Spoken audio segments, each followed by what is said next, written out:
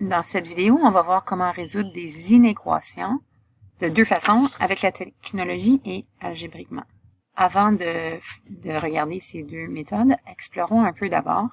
Alors, si j'ai une droite numérique et je veux représenter à l'aide d'une notation d'inéquation toutes les valeurs de x suivantes, représentées par ma flèche colorée, appuie sur pause et réfléchis à comment tu écrirais cela.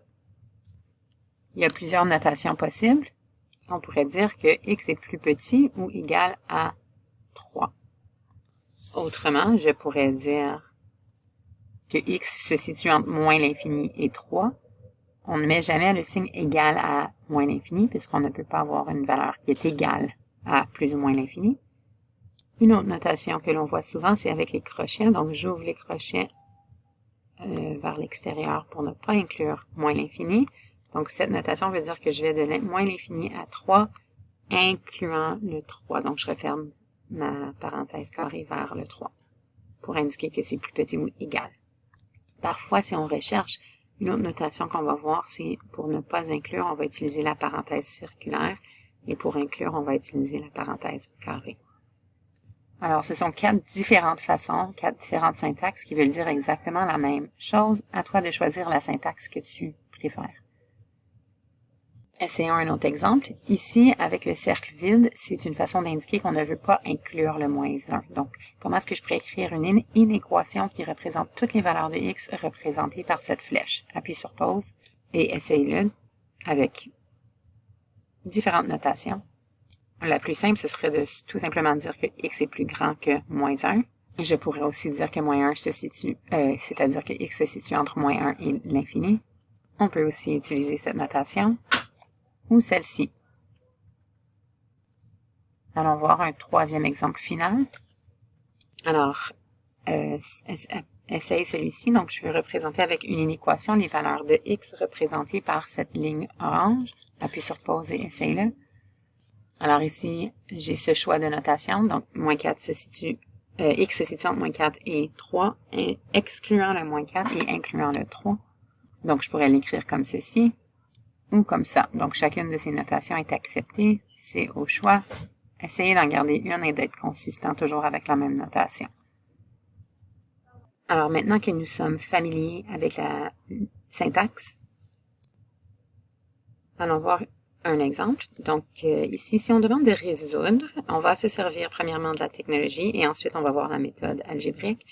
Mais ici, à se souvenir, qu'est-ce que ça veut dire le mot résoudre? Donc, trouve les valeurs de x qui rendent l'équation vraie. Donc, ici, on va travailler certainement avec des intervalles. Alors, pour quelle valeur de x est-ce que cette fonction est plus grande que ou égale à 0? Donc, puisqu'on sort de la technologie, on peut aller utiliser notre calculatrice graphique pour tracer la fonction. Alors, essentiellement, quand je dis que quelque chose est plus grand ou égal à 0, en d'autres mots, ça veut dire que c'est quand c'est positif ou égal à 0. Quand c'est positif, graphiquement, on sait que ça veut dire que c'est par-dessus l'axe des x. Donc, ma fonction est par-dessus l'axe des x à deux moments sur cet intervalle et sur celui-ci. Alors, si on regarde de plus près, à l'aide de notre calculatrice graphique, on verrait que c'est entre ces valeurs approximatives de x. Alors, on peut résoudre l'inéquation en faisant la conclusion que sur cet intervalle, alors je choisis cette notation-ci pour donner ma réponse de mon intervalle. On aurait le choix des autres syntaxes aussi. Alors, j'aurais cet intervalle-là ainsi que cet intervalle-ci, donc quand x est plus grand ou égal. Donc, puisqu'on avait plus grand ou égal ici, on va inclure nos zéros. Alors, x est plus grand ou égal à environ 1,664 si on arrondit au millième près. Alors, maintenant, allons voir comment on ferait pour résoudre une inéquation algébriquement. À noter que cette méthode sera utile seulement pour les polynômes qui sont décomposables en facteurs. Donc, il faudrait avoir un polynôme qui est factorisable. Alors, on va, pour notre premier exemple, juste commencer avec un polynôme qui est déjà factorisé pour nous.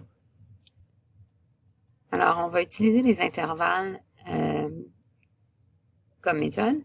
Alors, de la même façon qu'on l'a fait graphiquement ou avec l'aide de la calculatrice graphique d'Esmos, on va aller trouver nos zéros. Donc, la calculatrice graphique d'Esmos m'a donné les zéros en cliquant dessus. Ici, je dois les trouver algébriquement.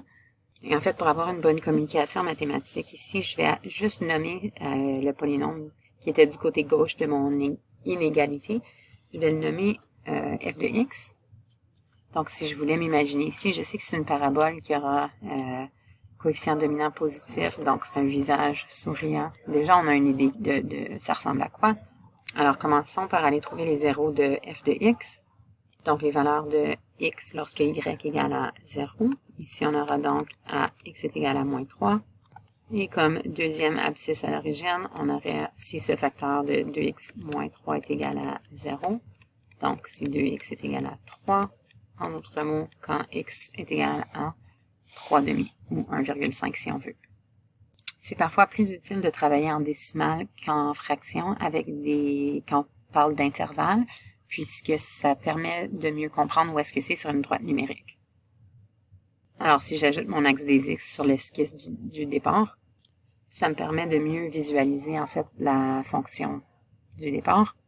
Et en fait, dans cette solution algébrique, on ne se servira pas du graphique que je viens de tracer, mais c'est toujours une bonne idée, puisque tu as des habiletés et tu connais déjà les propriétés des polynômes, c'est toujours une bonne idée de faire une esquisse pour t'aider à confirmer que ce que tu fais algébriquement est bel et bien correct. Maintenant, on va faire un tableau d'intervalles, puis on va aller tester des valeurs sur chacun de nos intervalles. Donc, on sait que les intervalles qui nous intéressent sont de chaque côté de nos zéros et entre nos zéros. Alors, en ordre croissant. Pour m'aider à créer un tableau d'intervalles, je peux tout simplement commencer par écrire mes zéros. Alors, j'ai tout simplement écrit mes zéros pour m'aider à choisir les intervalles. Donc, je sais que je veux regarder à gauche de x égale à moins 3. Alors, ce serait quand x est plus petit que moins 3. Ensuite, je vais regarder entre moins 3 et 1,5. Et ensuite, je vais regarder à droite de 1,5. Alors, on a tout simplement à aller tester des valeurs pour voir la nature. Et quand on dit la nature, c'est est-ce que c'est positif ou négatif. Alors, je choisis n'importe quelle valeur à gauche de moins 3. Je vais choisir moins 10. Alors, je vais juste réécrire ici à l'écran notre fonction pour qu'on puisse la voir devant nous. Donc, x plus 3 fois 2x moins 3. Alors, je veux tester quand x est égal à moins 10. Alors, si on regarde de plus près dans notre tableau, en fait, si je remplace par moins 10, je pourrais aller évaluer, trouver une valeur, mais en fait, ce qui m'intéresse, c'est tout simplement la nature de f de x. Donc, je peux tout simplement réfléchir. Alors ici, sans l'évaluer, je sais que moins 10 plus 3, c'est sûr que ça va me donner une valeur négative parce que mon nombre négatif est plus grand en valeur absolue que mon nombre positif. Donc, moins 10 plus 3, ça me donne un facteur négatif. Même chose ici, sans évaluer nécessairement, je peux voir que mon premier terme sera négatif, plus grand que moins 3. En fait, avec mes deux termes négatifs, c'est sûr et certain que mon facteur va être négatif. Alors ici, je sais que négatif fois négatif va résulter en une valeur positive. Alors, sans nécessairement effectuer le calcul au complet, on conclut que la nature de f de x est positive quand x est plus petit que moins 3. On fait la même chose pour nos autres intervalles. Ici, je vais choisir 0. C'est toujours le meilleur choix quand on peut. Alors, sans nécessairement évaluer, je sais que mon premier facteur ici, ou mes premières parenthèses vont me donner plus 3, ou juste tout simplement un positif, et mon deuxième, donc 0 moins 3, c'est quelque chose de négatif, ce qui va donc résulter quand je fais plus fois moins, ça me donne une valeur négative. Je conclus donc que entre moins 3 et 1,5, la nature de f de x est négative, donc ma fonction, elle est sous l'axe des x. Finalement, je choisis n'importe quelle valeur plus grande que 1,5. En remplaçant dans la fonction ici, je verrai que mes premières parenthèses vont me donner une valeur positive. Même chose ici, si j'ai 200 moins 3, ça me donne positif, ce qui résultera en une valeur positive. Je peux donc conclure que la fonction est positive quand x est plus grand que 1,5. Donc ici, on peut répondre ou résoudre l'inéquation à l'aide de notre tableau. Alors, on se souvient qu'en fait, on s'intéressait tout simplement à quand c'était positif. Donc, on se souvient quand ma fonction est plus grande que 0. Ça veut dire que je m'intéresse aux intervalles positifs. Alors, ma solution de cette inéquation sera que x est plus petit que moins 3 ou x est plus grand que 3 demi. Alors, x plus 3 fois 2x moins 3 est positif quand x est plus petit que moins 3 ou x est plus grand que 3 demi. Et puis, en fait, si on revient à l'esquisse qu'on avait fait au début, c'est bien logique. C'est ce qu'on avait prédit graphiquement de toute façon, que ce serait positif. Donc, positif, f de x est par-dessus l'axe des x, à gauche de moins 3 et à droite de 1,5. Alors, à noter que ici, dans cette question, on avait parti d'une équation polynomiale, ou c'est-à-dire une inéquation polynomiale qui était déjà factorisée. Si jamais ce n'était pas le cas, on veut absolument s'assurer que on factorise avec les stratégies qu'on a pour factoriser les polynômes. Donc, si tu as à résoudre une inéquation d'un polynôme qui est sous sa forme développée, tu dois factoriser avant et s'assurer qu'on a un 0 d'un côté de notre inéquation avec les connaissances que tu as déjà. Une fois que je me rends là, c'est toujours la même méthode qu'on peut utiliser pour résoudre l'inéquation. À faire attention au signe si on inclut ou non le 0. Ça fera donc en sorte qu'on l'inclut ou non dans nos intervalles, les valeurs de x. Donc, soit qu'on va utiliser seulement plus grand ou plus petit, ou bien plus grand ou égal.